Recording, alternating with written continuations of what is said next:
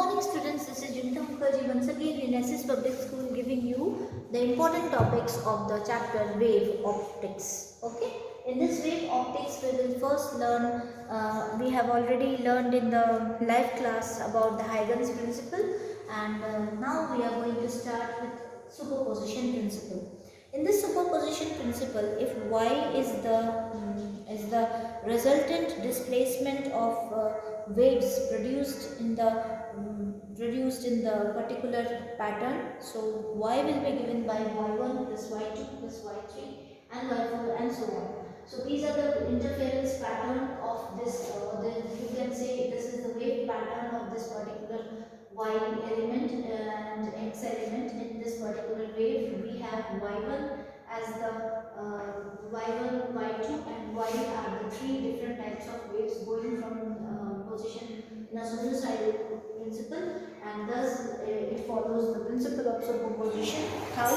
According to this principle, a particular wave point in the medium, the resultant displacement y produced by a number of waves in the vector sum of the displacement produced by each of the wave itself. So y resultant displacement y will be equal to the vector sum of the displacement produced by each of the wave itself. Clearly each contributes as if the other wave is not present. The superposition principle, which was stated first for the mechanical wave, is equally capable to the electromagnetic light waves. Now we will go for this interference pattern. Interference of light, there are two types of interference. First one is a constructive interference and next one is a destructive interference. In the constructive interference, we have the first wave, second wave, third wave going from the same pattern itself. Okay, and this is the first wave itself, this is the second, and this is the third resultant, which we have got it from the resultant wave itself.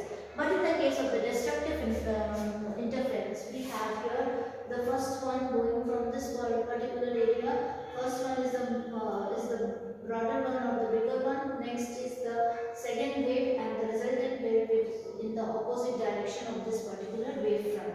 So we have here the interference pattern given by two particular things, that is constructive interference and destructive interference.